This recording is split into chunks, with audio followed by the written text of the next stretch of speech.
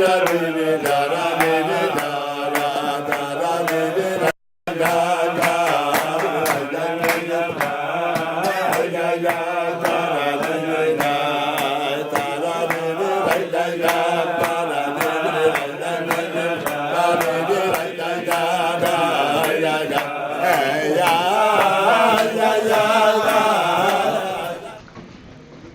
just above the middle of the page, Nun Zayin, like 5 lines above the middle. The line begins with kuli,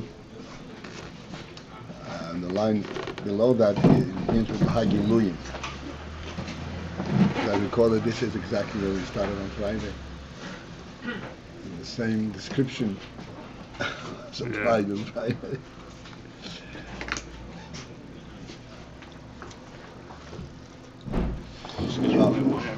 Huh? What page are we in? Nun Zayin.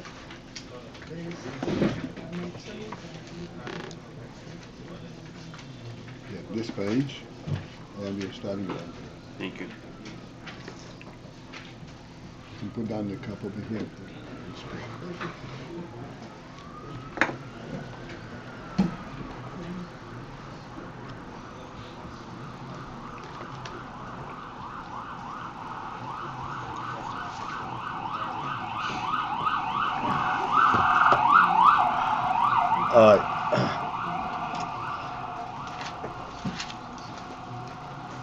We are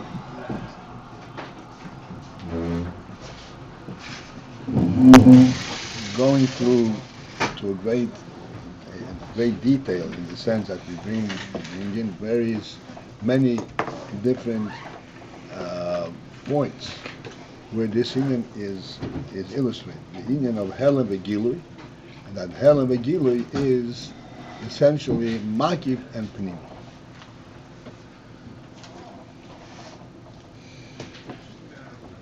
The principle in the Ayin, in the whole statement, the helem is the Ayin of makif and precede. It's first and foremost that we should recognize that helem does not mean something that is intentionally concealed. We discussed it right in the beginning of this whole thing.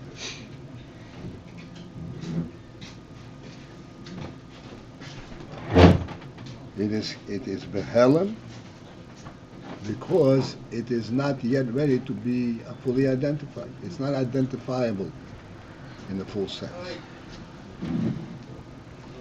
If that's the case, so what benefit do we have from that?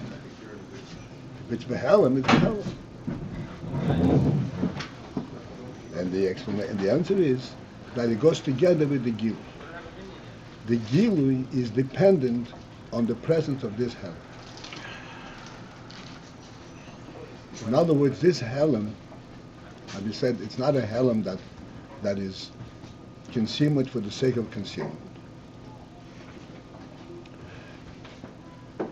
On the contrary, as we have shown it in the various illustrations, that the principle of this helem is that which must be there to precede gilui. In order to effectuate gilui, there has to be that stage where this gilui is behelem.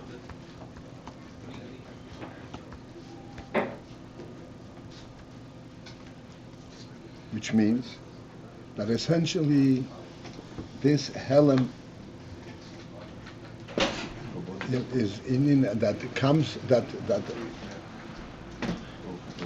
Let me first introduce this whole concept. The helem that is essentially gilui.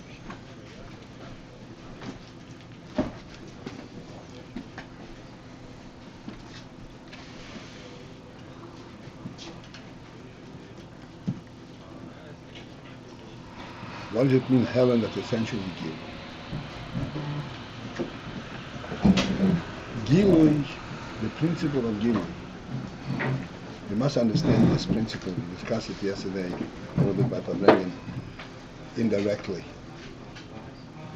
The principle of gilui is an intended presentation. Like the Alter Rebbe says in Tanya, that if someone eavesdrops and he overhears somebody learning for himself, and sometimes people learn to themselves and they verbalize all their thoughts, all the explanations that they come up with.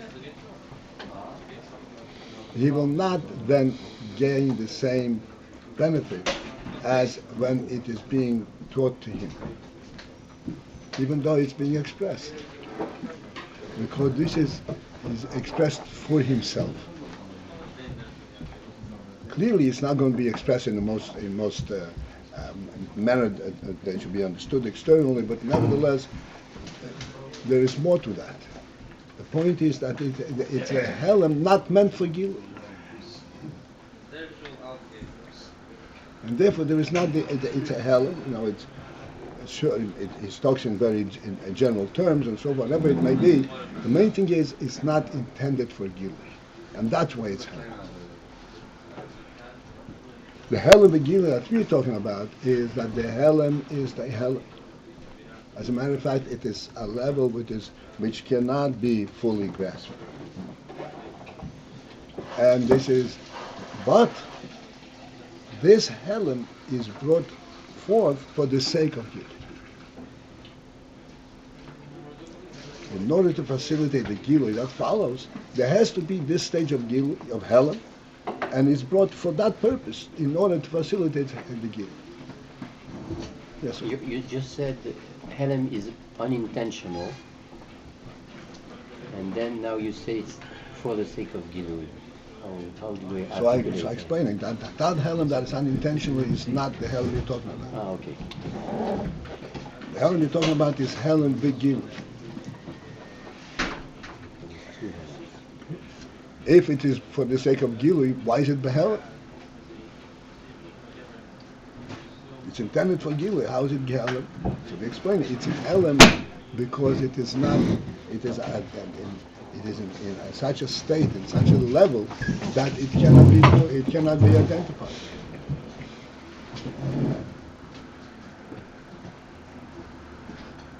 You have a minor accident?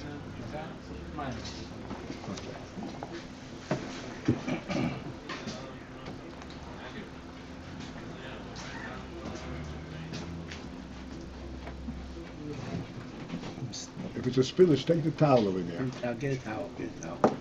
Get a towel. Right there, it's hanging. There's a towel. You're by not going to the have sink. enough pieces in the whole box. There you go. The towel is not clean anyway.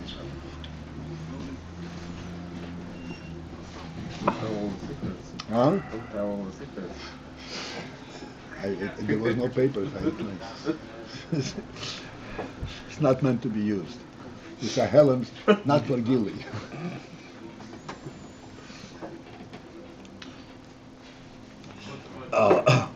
Okay.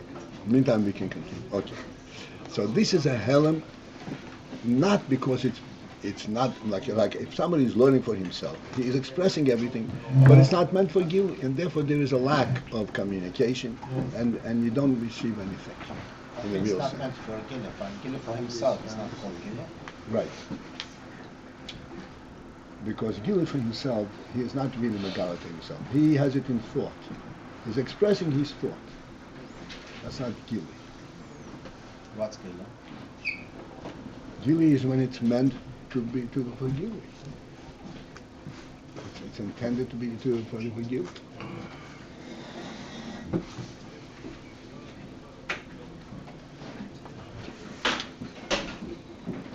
I'll attend to your question right now. See, this explains To that there remain is- on this call, press 1. Returning to the conference room.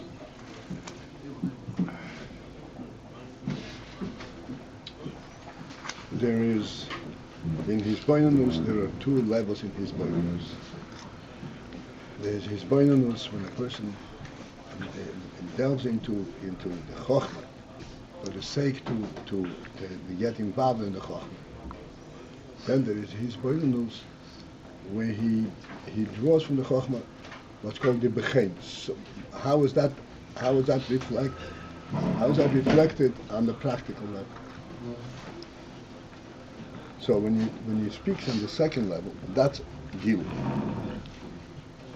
How do you represent this chokhmah in practice?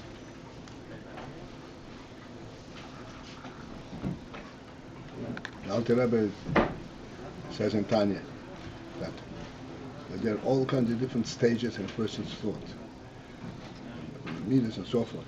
Ultimately, when he begins to think of how to overhears Paltiel, this is the real overhears. This is when it becomes a person indeed.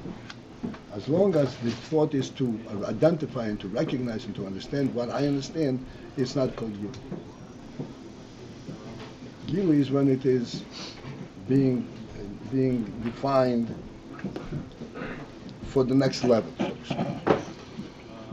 Not within the seichel itself. Surely there are different levels, but this is not the real inner gilui. Like we're learning over here, we say chokhmah and bina. Bina is creates a word, but when is bina create a word? When it identifies all the content of the chokhmah for the sake of presenting it to the meters. We'll say, okay. So this helem gilui, like we said, the helem gilui is like chokhmah bina. This comes together because the helem is to facilitate the gilui. It is behelem, again, not because it is being withheld. Like one learns for himself, I'm not interested to teach you, but because it is at the level, in a source state, in a source level, where it cannot be fully understood and expressed.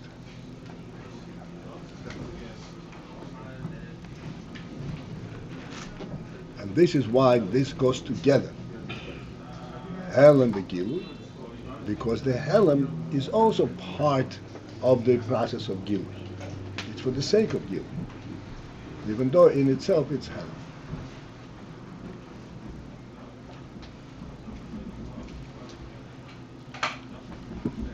Just to add one more notch of depth into this, gilui does not have as its base helem. It's chitzonius. It's not real gilui.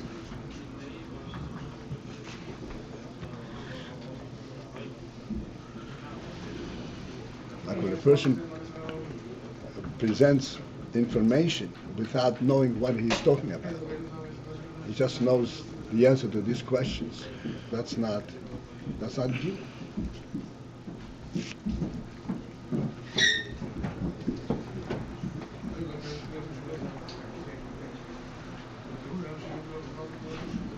All right.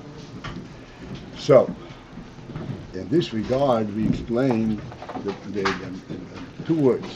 Helem gilui is what's called makif or pnimi. And to explain this inyan, we go through various illustrations of this inyan.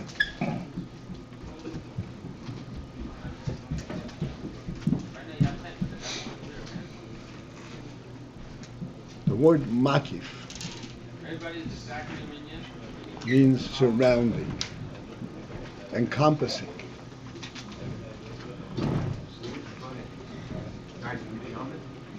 That word itself immediately implies that it is encompassing the pnimi.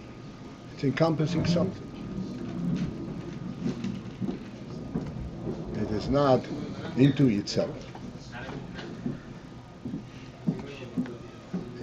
It is encompassing something. This makif already is the beginning of the gilui. This is what facilitates the gilui.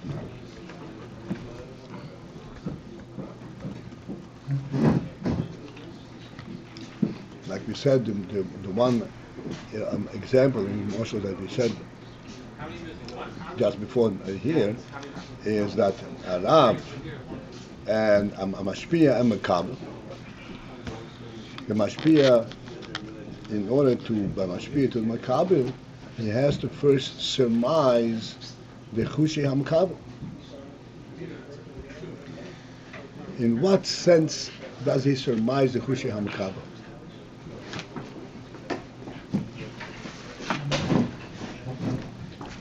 He is surmising the Chushi HaMakabel relative to what he wants to teach.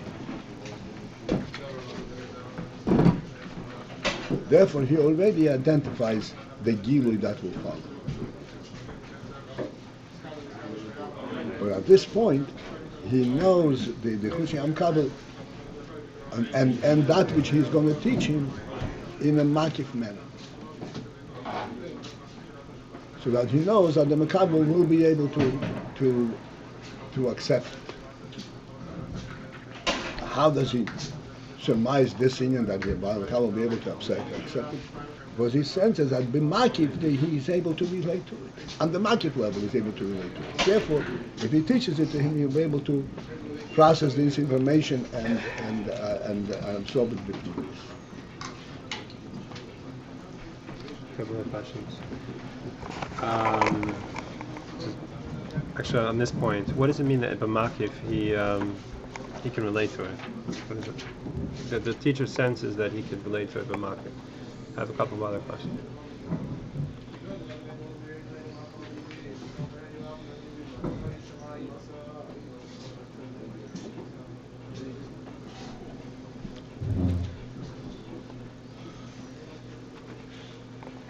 We have had many illustrations of this Inyan.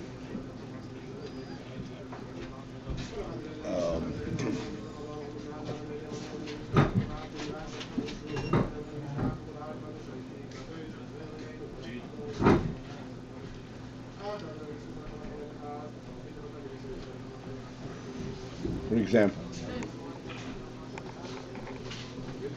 in the initial state, everyone recognizes the Metzias of the world. That's called the Zman U'Mokah.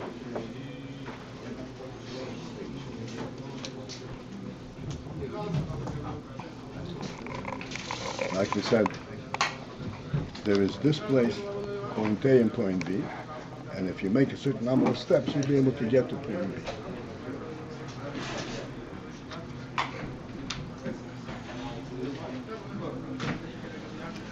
This is understanding the meaning on the worldly level. Except in the worldly level itself, it is recognizing that there is a kind of a correlationship between point A and point B. But actually, from point A, you can get to point B.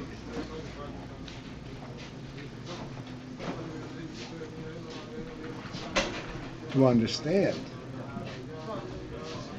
this principle at a deeper and a higher level, where you say the reason you can get from point A to point B is not because you're making X number of steps, but because to begin with they're in the same domain that is beyond the Chushi HaMakabel Adar.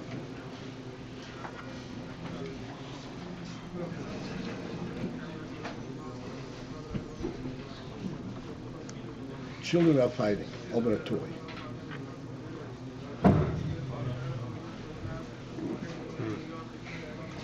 So you say, listen, you're both brothers. But that's what happens, brothers fight. You're both brothers. You're both one of that your brother should be happy. Share, you play 10 minutes, you play 10.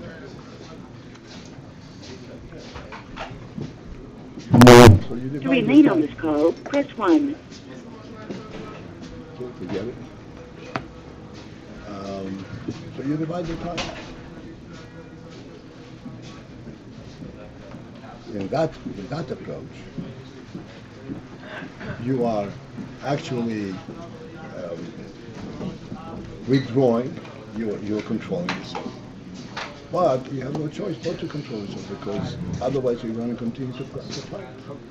You won't be able to neither one will be able to do it. If you come to the child and begin with and say, listen, everything, you have to share everything.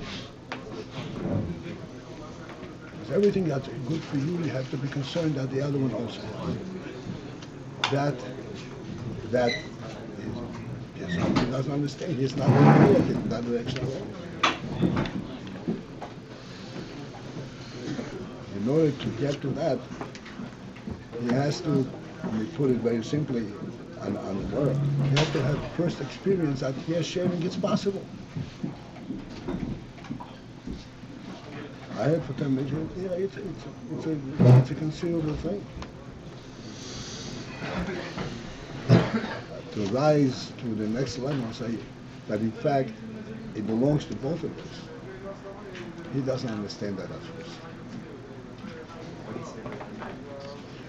That would be surmising the makif of the... So that means he has to surmise this inyan of sharing on the makif level. What is his level that he's able to, and he will be able to understand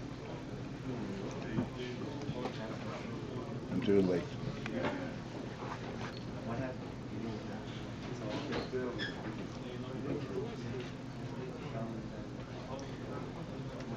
If you come and tell him, you should know that this toy belongs to both of you. Except in using it, you have to share the time. He won't accept that. No, it's mine.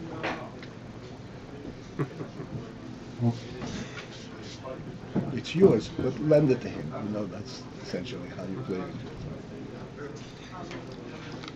Be a good boy.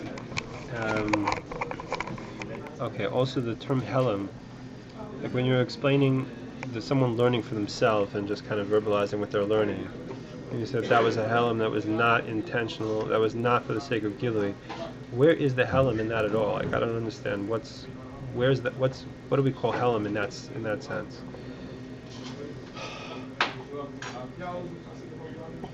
In the sense that in a certain way he's speaking and the words don't make sense. They don't really connect. To him it makes sense because he's in a different level completely. The words don't really express the full thought that he's trying to that he's thinking. So that's why we call it helem. It's helem. So helem this is a helem that is not connected to a gili. It's a helem for helem. Mm-hmm. I mean, this is again, it's a gilidic explanation of this inyan. You know what I'm saying? Very superficial, but just to understand there's a difference between helem and gili, makif, and pnimi. Where the makif brings is a step towards the pnimi.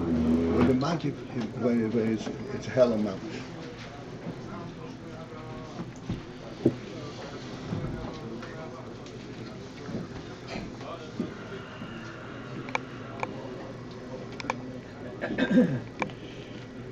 All right. So we said that helem v'gilui hu b'chinas makif v'pnimi.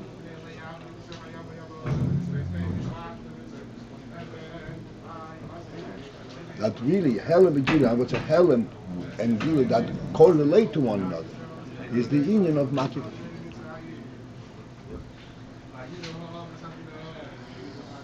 I'm going to explain how makif really is an inyan helem. I'm going to explain again.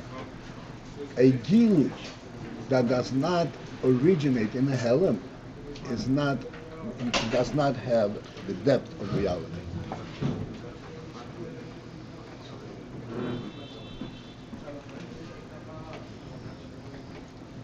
Does not have the insight, the meaning of this gilui. The meaning is in the helem. Let's go to it since we go. What is the principle that the helem, the gilui is rooted in the helem?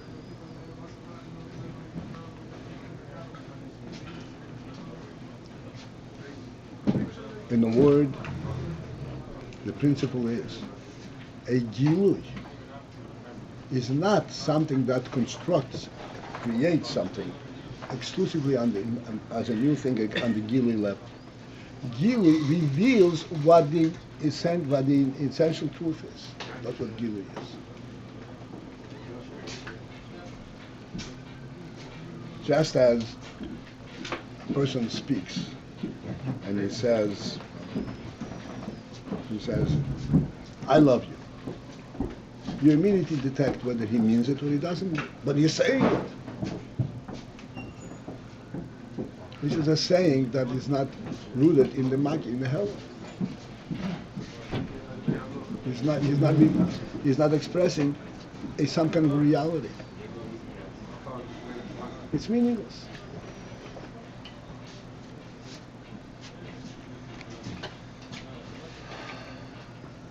You're saying these words.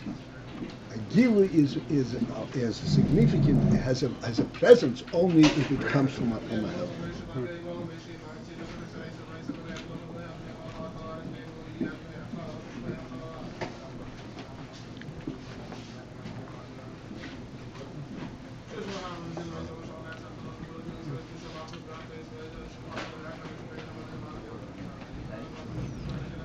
This is essentially helem gili. And that's why this is makif for precede. Makif is the same meaning as the precede, but it is in a makif level.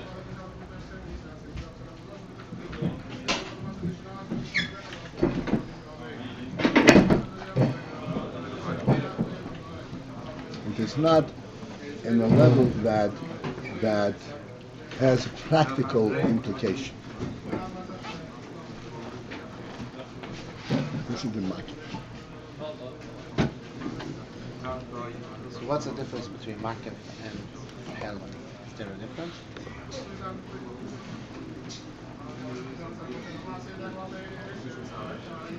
There is a difference.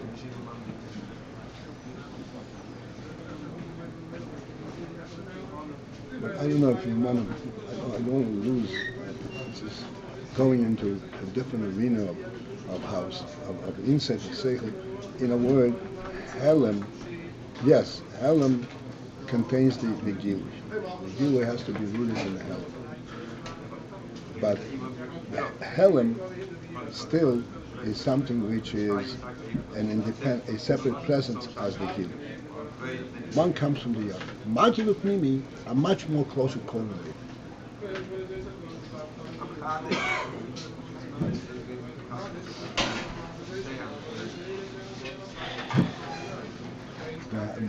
Makif and pnimi is not only drawn from the makif, but the makif inspires the pnimi.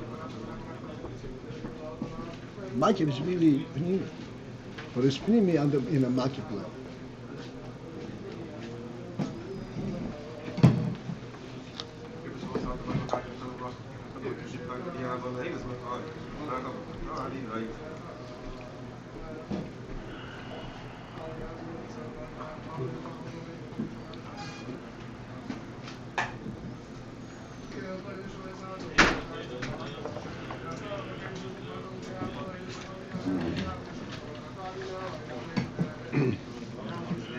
Okay, there's much to speak about. I think it's just sufficient for the moment. So therefore, again, makif and pnimi are very closely correlated.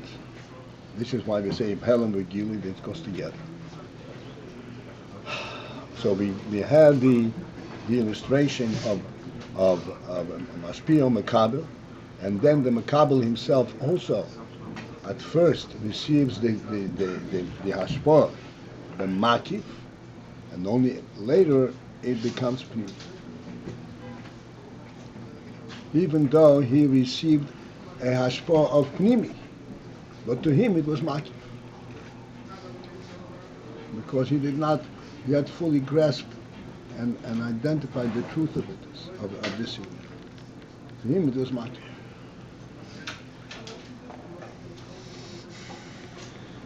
What's the meaning he receives something that's makif?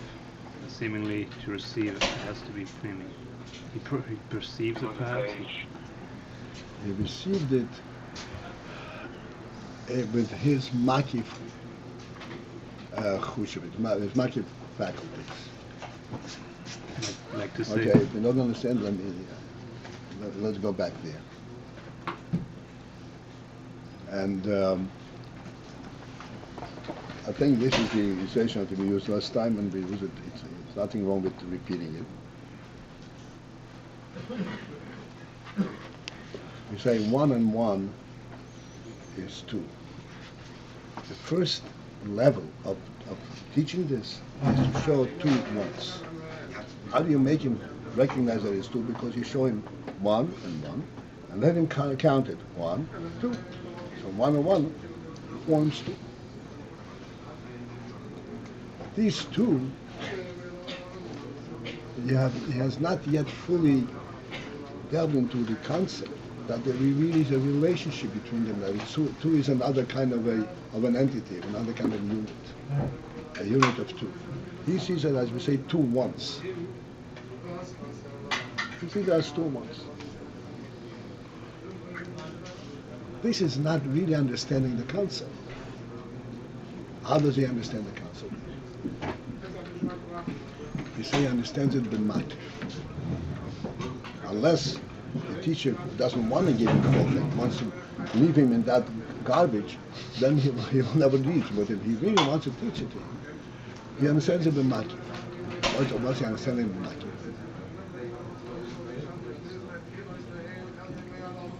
The makif. Why are there now 2? Because these 2 are placed one next to each other, to the other. In other words, they are within the same makif.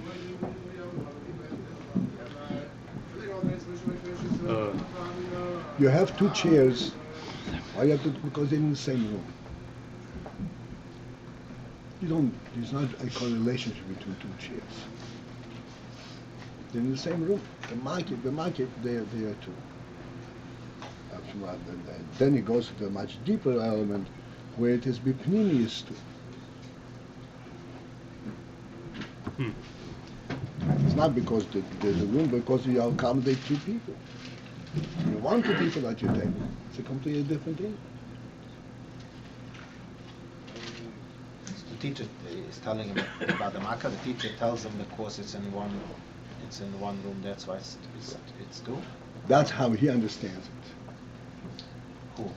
The student. He shows him 1 and 1 and counts him over 1, 2. Yeah, but what did the teacher? Where did No, he the push teacher him? only wants him to recognize that there is such a thing as more than 1. That's the first step. Yeah, but it was said before that the teacher pushes him to makif. How does he push him to the next step, to the makif? That he shouldn't stay with that it's 1 and 1.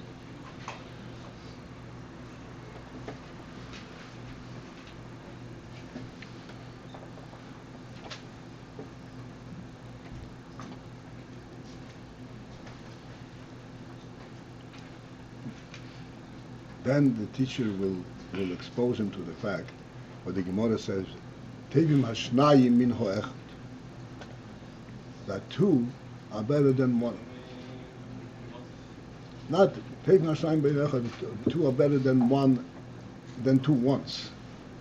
If 2 people individually are involved in something, or 2 people are in concert are involved in something, they accomplish much more. It exposes them to a deeper, more meaningful concept. Which is still not the end, but I'm saying this is how he exposes them to it.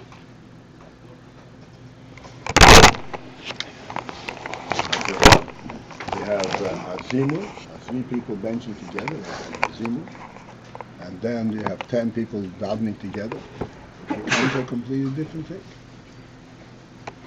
The only way to get that concept is to start from bottom up. But it's with the English terms, with English terms of concrete and abstract, be a good way to teach it to someone that 1 and 1 is like 2 separate entities without the novelty of having a 2 that's like concrete, and having the novelty of two, the panimi, is that like the abstract if you want to teach it to somebody, or is that not fair words to use? And what is the fair words to use if you want to give it over? Well, again, I pointed out the makif is the enabler, facilitator for the abstract is what's called generalization. It does not really create the panimi. So what word would you rather use in English? You got to teach it to somebody. What's the appropriate word to use in English, or is no word in English? The makif is what it would be called the principle.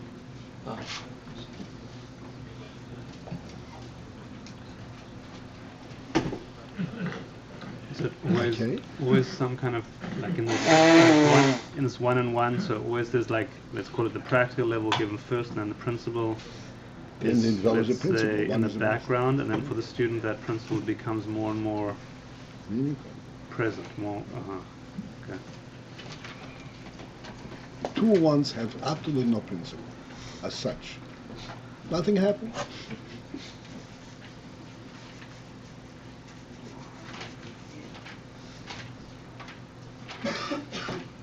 Just if there's one, it's not only one, there's another one. Shouldn't be so naive that it's only one. That was mentioned before. Yeah. It's also some kind of principle. Some kind of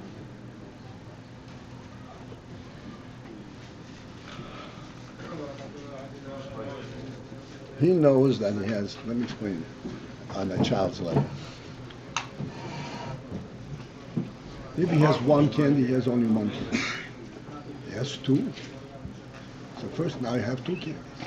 But two tells him that there is more in this candy. I thought there was only one candy in the whole world. There's two. If there is two, then the complete.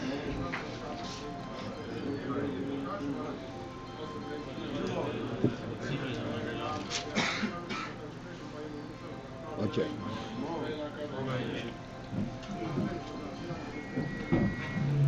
All right, so may we proceed?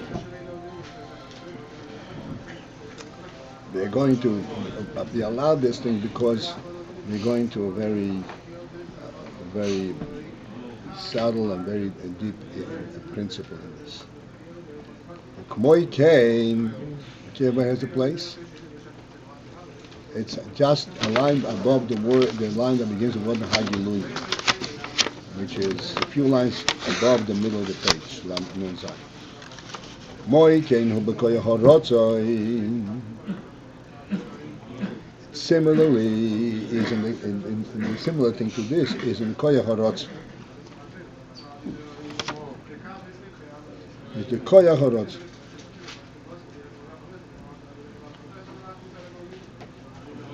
Shehu bibchinas makif helem is in the category, and it comes in the manner of makif helem. Ad harehu ikir hamokir lahagilui. But but Rotzen is actually the principal source for the Gilui.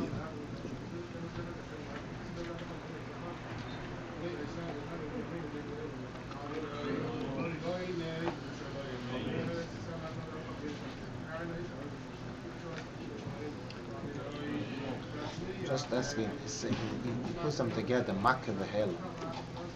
Yeah, they said before that helem is makif, corresponds to makif. It starts from helem and then becomes a makif.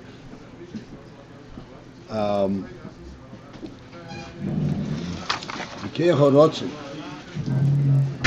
b'chinas makif helem.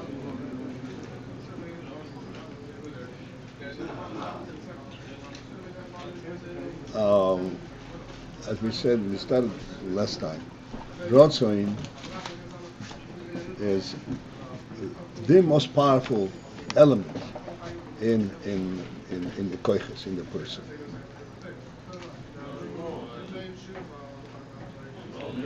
Rotzoin is that which enables all the koiches, activates all the koiches.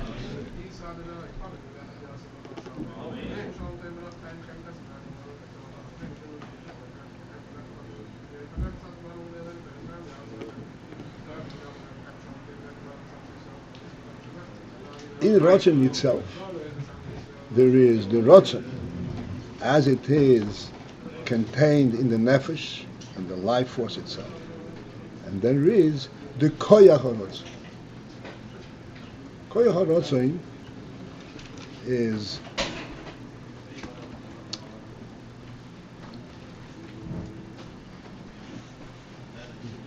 it's quite, so to speak, a daring statement to say that rotzen can be called a koyach.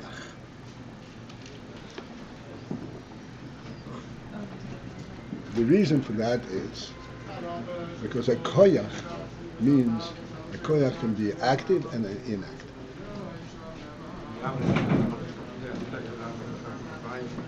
Like we can speak and not speak. Rotzen does not have two states of present and not present. As long as a person is alive, he has a rotzen. Rotzen is the active, the force element of life itself.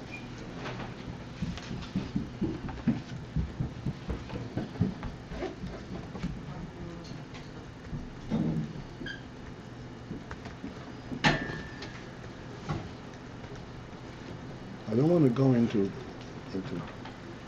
all kinds of different pathways and details, no fun, because I'm talking to intelligent people. You understand these principles I'm saying. Rotzen is an essential element in the human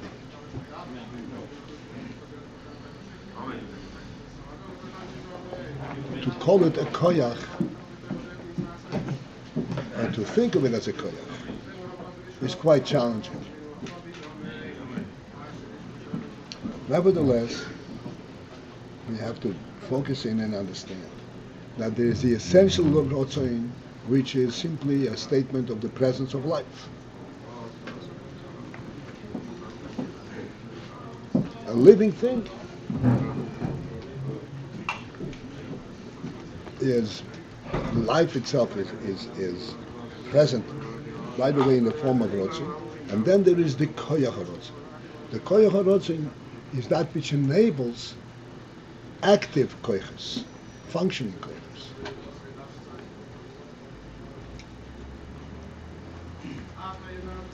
Please understand. I see a basic piece of whatever. I like it. I want it. What does one have to do with the other? If you say, I want it while I'm tasting it, I'm feeling its taste. So, oh yeah, it's pleasant, I want it. But I haven't even tasted it yet. It's lying over there.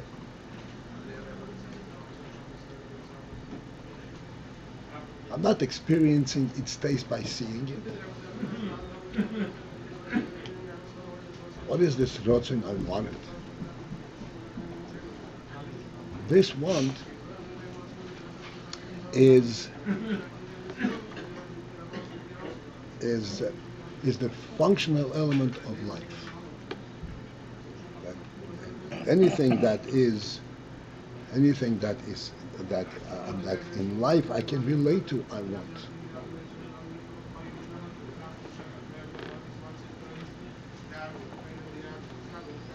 And this wanting is not, as we're saying many times, rotzen is not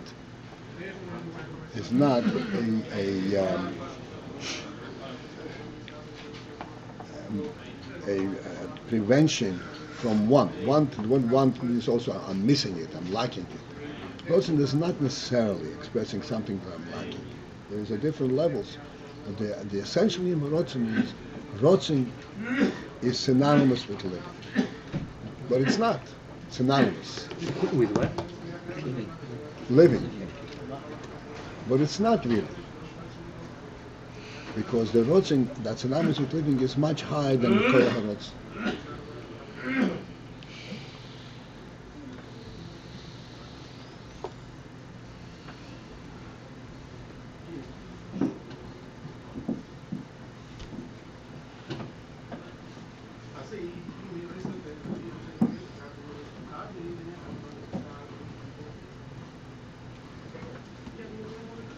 Again, trying to limit our path here.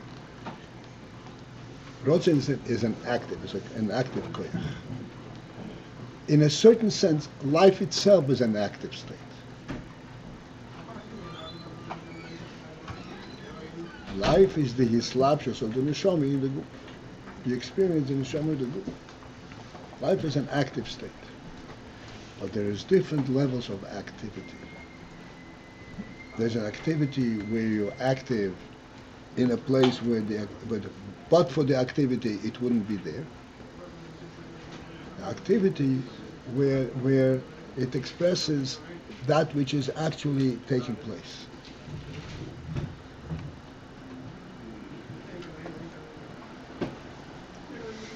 For example, I'm moving my hand.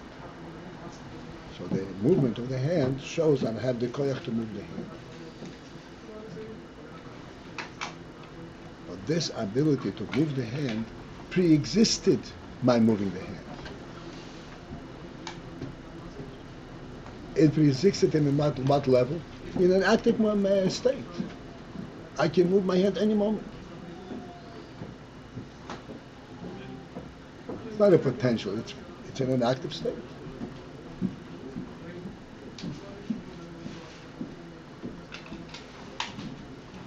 But all right, so koyach harotzin. I'm going into this because I would like to take opportunity, like you're focusing in koyach harotzin. Harotzin, this is the initial force behind every activity. Why should I go out of my way of do anything? Why should I get out of bed? I'm comfortable. Because there's an active element in life itself that I want to express this life. I want to continue.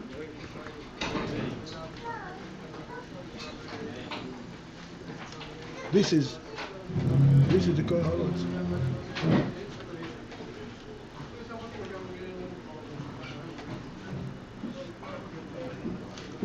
Unfortunately, you know, in our world, trying to put things in a concrete perspective, we are saying the reason I want to get out of bed is because if I don't, some consequence is going to happen. I'm not going to be at work, I'm not going to do. And this is what gets me out of bed. It's a very profound error, and it's a very big pity. The only thing that can get me out of bed is if there's going to be a consequence if I don't.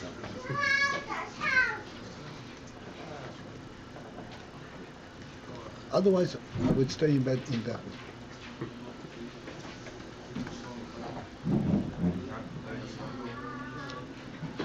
You have to have a reason.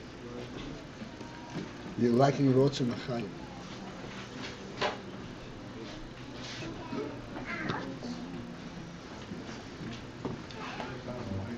So rotzim is the active element of life itself. And this is what activates all other faculties. This part of the rotzim that activates, it's called koyach harotzin. The reason it's called koyach harotzin is because it is active. You're conscious of it. It's a force. It's not just a presence, it's a force. In other words, at this point, it is not correct to say, I want to live because I don't want to die, God forbid. I want to live because I want to live.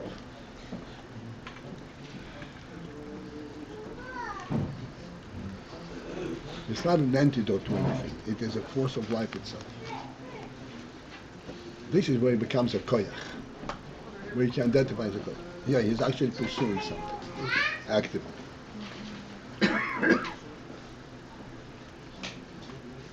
reason I went into this is because, first of all, I don't want to skip anything, and this is important. And in general, it's important to understand. So we are verbringing and learning always at the same time, right? You know that. Yeah. Go ahead. The higher level of Ratzon that's synonymous with life, if it's not leading to action, if it's not enabling action, or what makes it Ratzon? In other words, I think the Koyach HaRatzon, I'm copying, but the nefesh also wants to live. But it doesn't get life by in an active state, and much higher than active state. It's an etzem.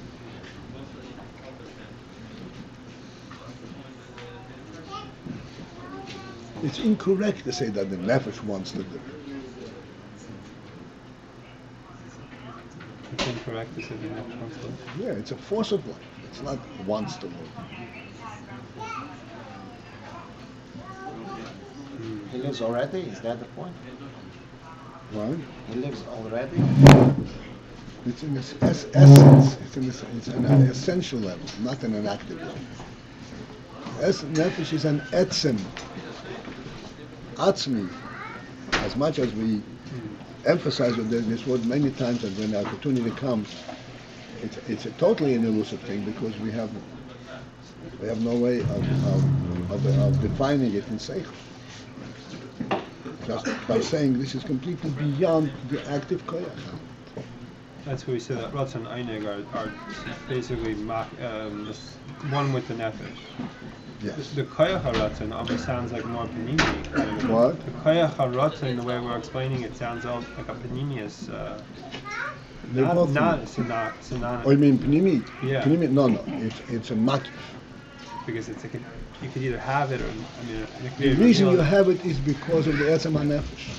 It's not because something elicited it. That's true about Seichel also. No. Seichel, and an active state, you elicit it. Ratzon is in an active state.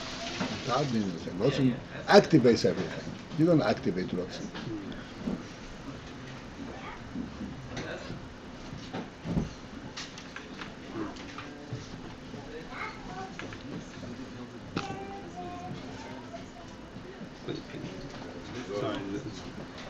If we're bringing once, he was saying to somebody, the Ratzon is the makor of Seichel. You're encouraging someone to sing. In other words, sing. And you were saying that, you want to have Seichel, the Ratzon has to.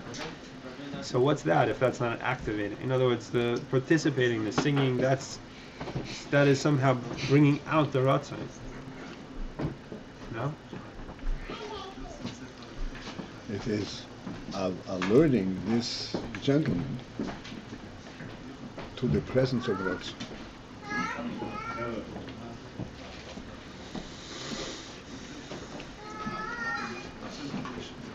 He thinks, like I said, the only reason to get out of bed is because something has to be present. Please realize it's not true.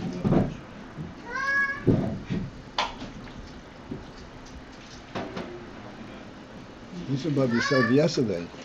There is the gateway that's blocking. But in reality, it's absolutely there.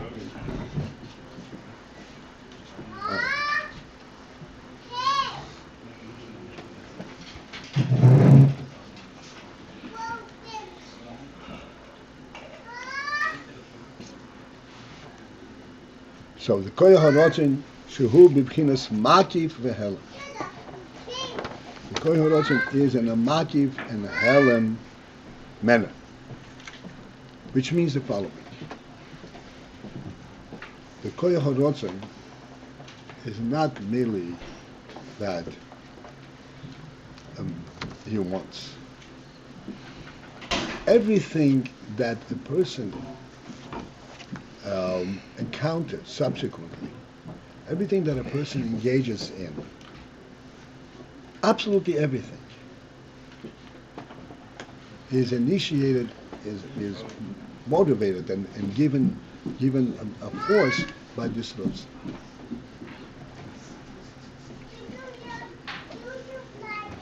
We all know, for example, that to understand anything, you have to put your mind to it. In other words, you have to want to understand.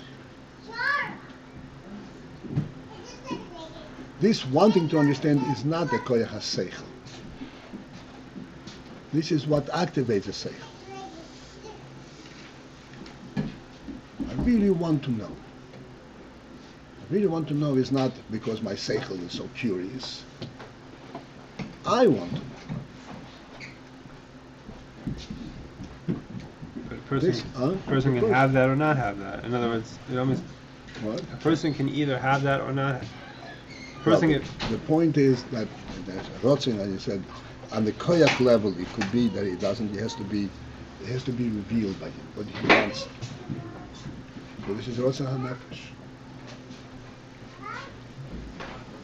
So he really wants to be completely engaged in everything, like really engaged in life on every level, and just the question of. The Rambam describes how you teach a child. And you teach a child, he says, by first rewarding him, giving him a candy.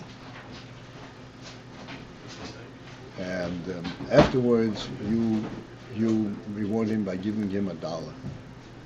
Afterwards, you rewarding him by giving him kovet, which is already a much higher level.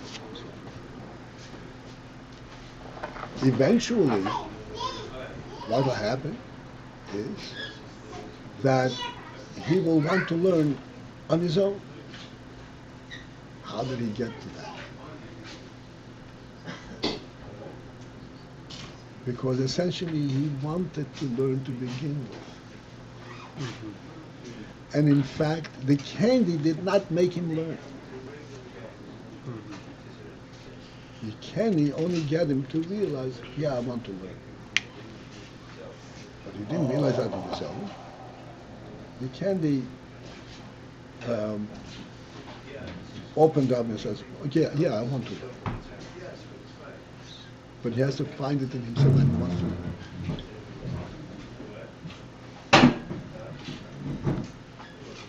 He doesn't want the candy. That's not going to happen. This is what we explain all the time, that the amazing thing that a human child takes him a year to stand up on his fisalach. The Havla horse jumps around a half hour after it's up. So we always ask the question, it's a perplexing phenomenon. The horse is so much advanced. Even the revolutionists, the idiots, also know the human being is advanced relative to a horse. How is the horse so much ahead of the human being?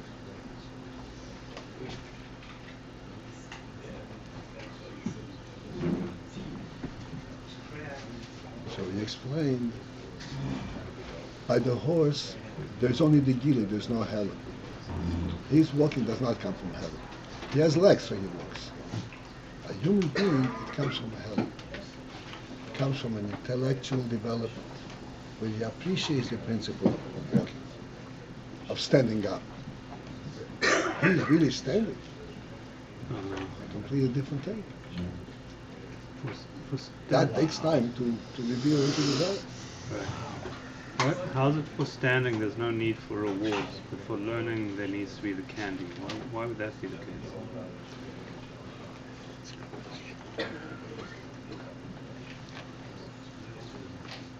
The truth is, for learning there is also no need to have candy. The thing is that they want the child to start learning way before his seichel has developed. They want to, because standing up, he actually observes and he's in a certain sense, he's joining the adults right there, standing up. But learning is a more subtle activity. The fact is that the minute you learn with him, that child will learn AyinBase. He goes with the AyinBase, walks around with it day and night.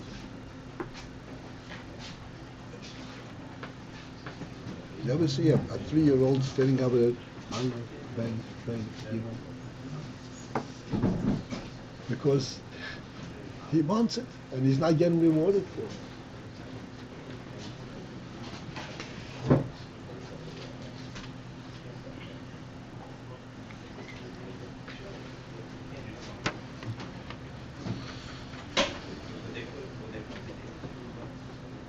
All right.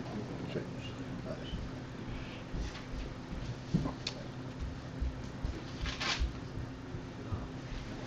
Okay, so the koyach harotzin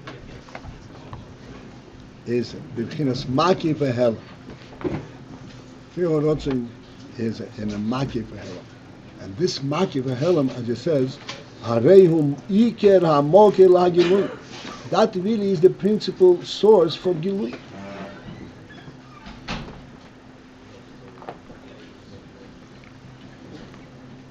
To activate any faculty in a person, there has to be the rotzen first, rotzen behind. In what way is the rotzen? What the rotzen say, okay, understand this. Rotzen is in a different level than understanding or walking.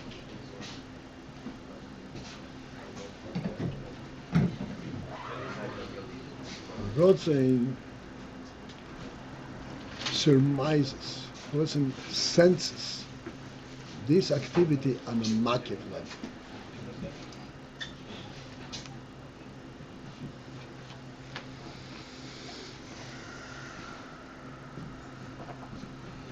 And then this makif translates in an active state of mind.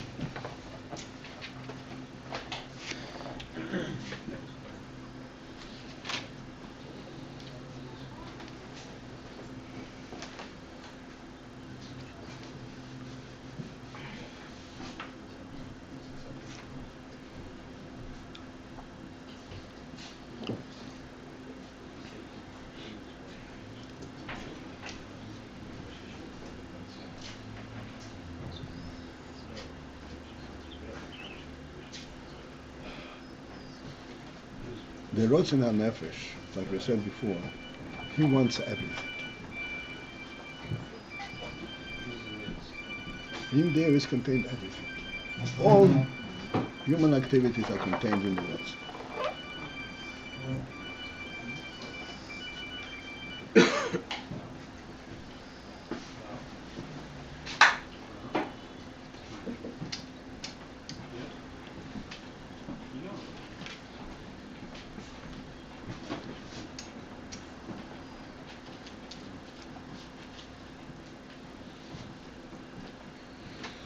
Let's take it from the level that we have identified. What is the meaning when Rotzen, there is the essence of life, and life is an essence. Is an essence, and from that comes Rotzen.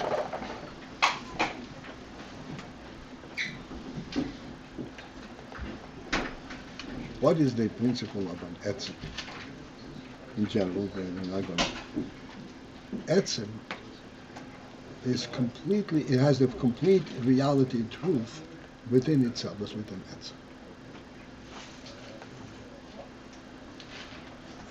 In essence, etzem means godly. Just as godly does not come from any place, etzem does not come from any place. A self-contained reality.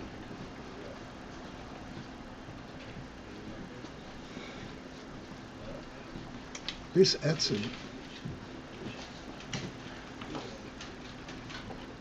in this profound reality of the etzem, it is contained within itself. But what does it actually express? Like we said many times, what is the deepest element in Chokhmah? The deepest element in Chokhmah is that there is such a thing as a truth. Not that this is true or this. There is such thing as truth. That's the first thing.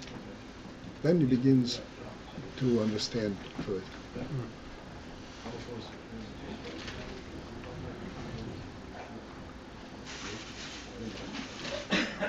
In the initial rotzen, initial life itself, but we understand our rotzen, we have more access to rotzen. In the initial rotzen, the rotzen knows no bounds. There is nothing that it doesn't want. That it doesn't want, that it doesn't relate to. Does not relate. There's nothing that it doesn't want, meaning that it cannot understand and relate to and appreciate its value.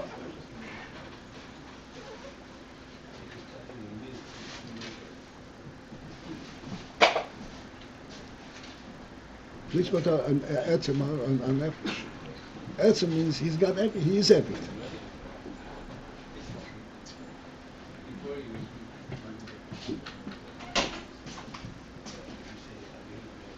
We mentioned the other day that the earth, Eretz, word Eretz is related to the word Rotze. Eretz means that it ran quickly to do Hashem's bidding because it has a Rotzen to do Hashem's bidding. And in this Rotzen of earth, it's a really an amazing thing.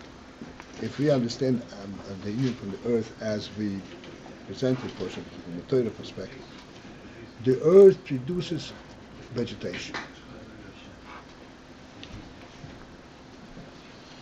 The earth produces vegetation.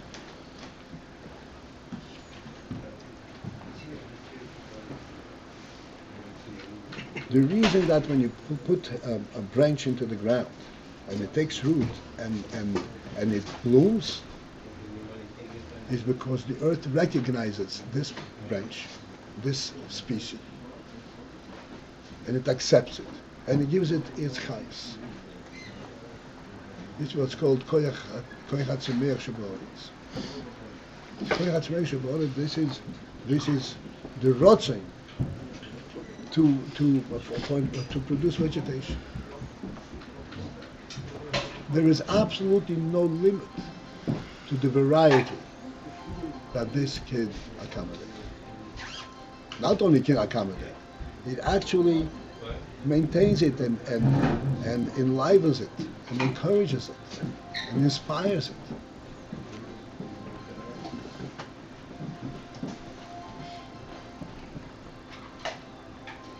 It's all from that rotzim. Tachi ha'oretz desh.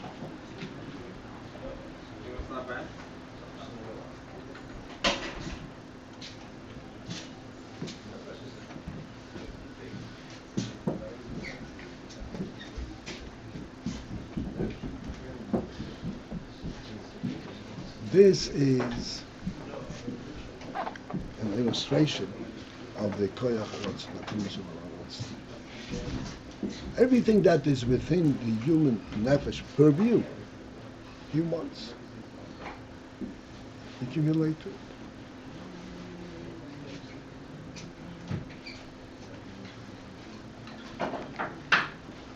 And this is why this is the Iker Hamokoir for Hagilui, which Giluim all Giluim.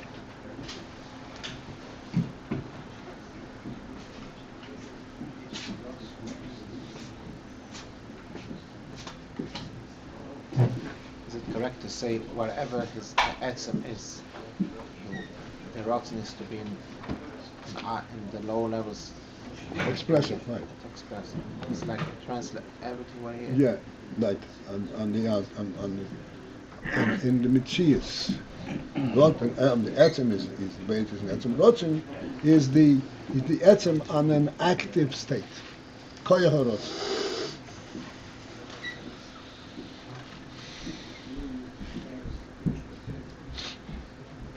Gili of the etzem. Yeah. Rotzen and Neunig is Gili of etzem.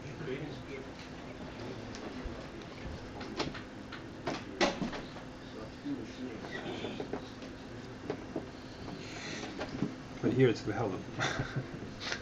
It's the helem לגבי כוחס הגלוי.